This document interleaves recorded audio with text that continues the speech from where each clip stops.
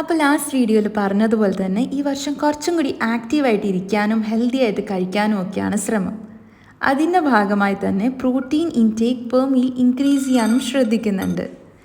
Protein intake increase ചെയ്യാൻ വേണ്ടി നമ്മൾ റെഗുലർ മീൽസിൽ proteins like chicken, fish, meat, tofu, dals അതിൻ്റെയൊക്കെ ക്വാണ്ടിറ്റി ഒന്നും കൂടി ഇൻക്രീസ് ചെയ്താൽ മതി. ഇവിടെ നമ്മൾ കാണിക്കുന്ന ഒരു ഫിഷിൻ്റെ റെസിപ്പി യൂസിങ് ഗ്രീൻ മസാലയാണ്.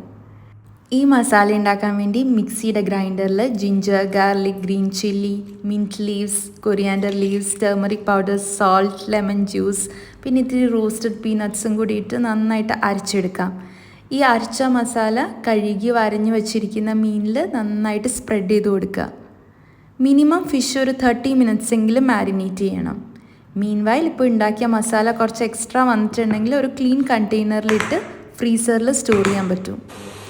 ഈ സെയിം മസാല നമുക്ക് വേണമെങ്കിൽ ചിക്കനിലും യൂസ് ചെയ്യാം. ആഫ്റ്റർ 30 മിനിറ്റ്സ് മാരിനേറ്റ് ചെയ്ത ഫിഷ് എടുത്ത് നമുക്ക് എയർ ഫ്രൈ ചെയ്യാം, ഗ്രില്ല് ചെയ്യാം. ഞാനിപ്പോൾ പാനിൽ തന്നെ ഇട്ട് ഗ്രില്ല് ചെയ്യുകയാണ് ചെയ്തത്.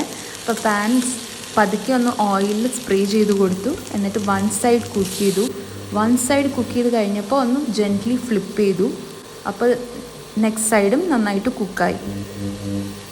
ഇത് വേണമെങ്കിൽ നമുക്ക് അത്യാവശ്യം ഓയിലൊക്കെ ഒഴിച്ച് സാധാരണ നമ്മൾ മീനൊക്കെ വറുക്കുന്നത് പോലെയും വറുത്തെടുക്കാം. പക്ഷേ ഇവിടെ ഇപ്പോൾ നമ്മളൊരു ഹെൽത്തി മീൽ കൺസിഡർ ചെയ്യുന്നത് കൊണ്ട് തന്നെ ഇത് ഞാൻ ഇത്തിരി ഓയിൽ സ്പ്രേ ചെയ്തിട്ട് പാനിൽ ഗ്രില്ല് ചെയ്തെടുക്കുകയാണ് ചെയ്തത്. ഇപ്പോൾ എയർ ഫ്രയറിലോ ഓവനിലോ ആണെങ്കിൽ ഒരു 180 ഡിഗ്രി 15 മിനിറ്റ്സ് വെച്ച് നോക്കുക. ഇൻ ബിറ്റ്വീൻ ഒന്ന് ഫ്ലിപ്പ് ചെയ്തെടുക്കുക.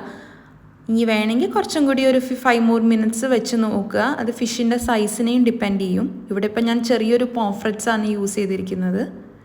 അപ്പോൾ റെസിപ്പി ട്രൈ ചെയ്തിട്ട് ഫീഡ്ബാക്ക് അറിയിക്കുക. Thank you.